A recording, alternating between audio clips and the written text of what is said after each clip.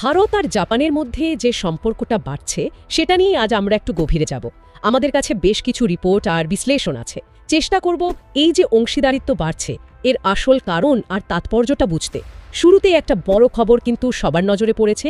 Japan বলছে আগামী 10 বছরে ভারতে প্রায় $68 বিলিয়ন বিনিয়োগ করবে। মানে এটা বিশাল একটা অঙ্ক, আর এটা কিন্তু এই সম্পর্কের গভীরতা বুঝিয়ে দেয়, তাই না? ঠিক তাই। আর ব্যাপারটা আরও ইন্টারেস্টিং লাগে যখন আমরা দেখি, ধরুন 2010-এর দিকে জাপানের বছরে বিনিয়োগ ছিল খুব বেশি হলে $2.6 কি $2.8 বিলিয়ন। আর এখন সেই লক্ষ্যমাত্রা বেড়ে প্রায় 3 গুণ, মানে বছরে প্রায় $6.8 বিলিয়ন হচ্ছে। আর এই বিনিয়োগটা কিন্তু শুধু অঙ্কের খেলা নয়, এর ফোকাসটাও খুব নির্দিষ্ট। যেমন ধরুন আর্টিফিশিয়াল ইন্টেলিজেন্স মানে এআই আর সেমিকন্ডাক্টর চিপ তৈরি, একদম ভবিষ্যতের প্রযুক্তি। ভবিষ্যতের প্রযুক্তি, আচ্ছা। এই যে লক্ষ্যমাত্রা বাড়ছে, এটা কি অন্য দেশের তুলনায় ভারতের দিকে জাপানের বেশি আগ্রহ দেখাচ্ছে? মানে আমেরিকার সাথে যদি তুলনা করি, তথ্য কিন্তু সেদিকেই ইঙ্গিত দিচ্ছে। মানে আমেরিকার ক্ষেত্রে শোনা যাচ্ছে জাপানের প্রায় $550 বিলিয়ন যে বিনিয়োগের কথা ছিল সেটা নাকি একটু থমকে আছে। সেই তুলনায় ভারতে কিন্তু ওরা ধীরে ধীরে বিনিয়োগ বাড়াচ্ছে। তো একটা স্ট্র্যাটেজিক শিফট মনে হচ্ছে। তাহলে শুধু টাকা পয়সার ব্যাপার নয়? একদমই না।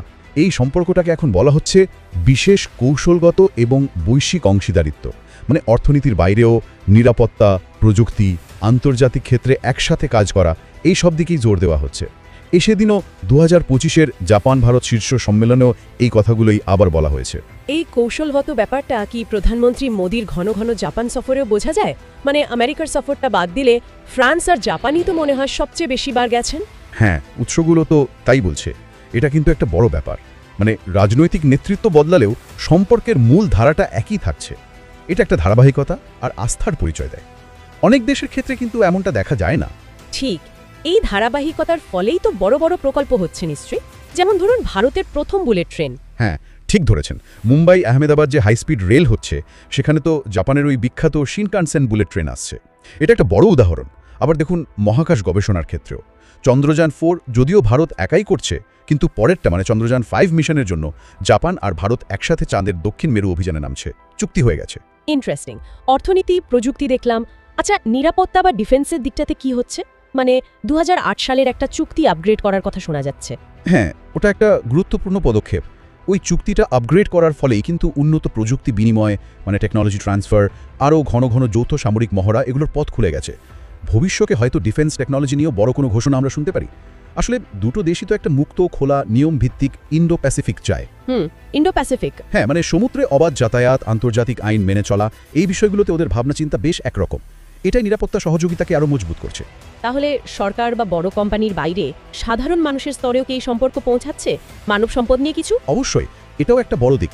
জাপান আগামী 5 বছরে প্রায় 5 লক্ষ ভারতীয় কর্মী আর ছাত্রছাত্রীকে জাপানে নিয়ে যাওয়ার জন্য সাহায্য করবে। আর একটা খবর হলো, উত্তর পূর্ব ভারতের যারা দক্ষ কর্মী তাদের প্রতি জাপানে নাকি বিশেষ আগ্রহ আছে। এটাও কিন্তু সম্পর্কটাকে একেবারে তৃণমূল স্তরে নিয়ে যাচ্ছে। আচ্ছা, এই যে এত কথা হলো, একটা প্রশ্ন আসছে মনে। এই যে সাম্প্রতিক বৈঠকগুলো হলো ভারত জাপানের, সেখানে আমেরিকার ভেতরের পরিস্থিতি, ধরুন ডোনাল্ড ট্রাম্পের ফিরে আসার সম্ভাবনা বা তার নীতি, এগুলো কি আলোচনায় এসেছে? মানে কতটা প্রভাব ফেলেছে? তাতে মনে হচ্ছে আলোচনায় বরং বাইডেন আমলের চুক্তিগুলো আর ইন্দো প্যাসিফিক অঞ্চলের বাণিজ্য, খনিজ সম্পদ, এই বিষয়গুলোই বেশি প্রাধান্য পেয়েছে। এমনকি শোনা যাচ্ছে জাপান ট্রাম্প প্রশাসনের কিছু পদক্ষেপে কিছুটা হলেও অসন্তুষ্ট। ওরা হয়তো ভারতের মতো একটা স্থিতিশীল ধারাবাহিক পার্টনারের দিকেই বেশি ঝুঁকছে। অনেকটা ফ্রান্সের মতো। হ্যাঁ, অনেকটা তাই।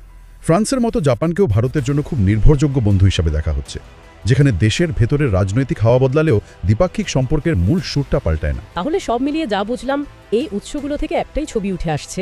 ভারত আর জাপানের সম্পর্কটা শুধু দেওয়া নেওয়ার নয়, এটা অনেক গভীর। কৌশলগত বোঝাপড়া, পারস্পরিক বিশ্বাস আর একই লক্ষ্যের উপর দাঁড়িয়ে আছে। ওই যে একটা কথা চালু আছে না, জাপানের উৎকর্ষ আর ভারতের বিশালত্ব মিলে একটা দারুণ জুটি তৈরি করতে পারে। কথাটা কিন্তু খুব সত্যি মনে হচ্ছে এখন। একদম একদম ঠিক। এই মেলবন্ধনের সম্ভাবনা কিন্তু এনর্মাস। মানে প্রযুক্তি বলুন, বাজার বলুন, কৌশলগত অবস্থান, সব দিক থেকেই এই সম্পর্কটা আগামী দিনে শুধু এশিয়া প্যাসিফিক নয়, গোটা বিশ্ব অর্থনীতি আর ভূ রাজনীতিতে একটা বড় ভূমিকা নিতে পারে। আজকের আলোচনা এখানেই শেষ করব। তবে একটা ভাবনা রেখে যাই, যখন দুটো বড় গণতান্ত্রিক দেশ, যাদের একটার আছে অত্যাধুনিক প্রযুক্তি আর অন্যটার আছে বিপুল বাজার আর কর্মশক্তি, তারা যখন অভিন্ন স্বার্থ নিয়ে এতটা কাছে কাছে আসে, তখন তাদের একসাথে চলার পথটা ঠিক কতটা দূরে যেতে পারে, এ সম্ভাবনাটা কোথায় গিয়ে থামবে, এটা ভাবনার মতো বিষয়।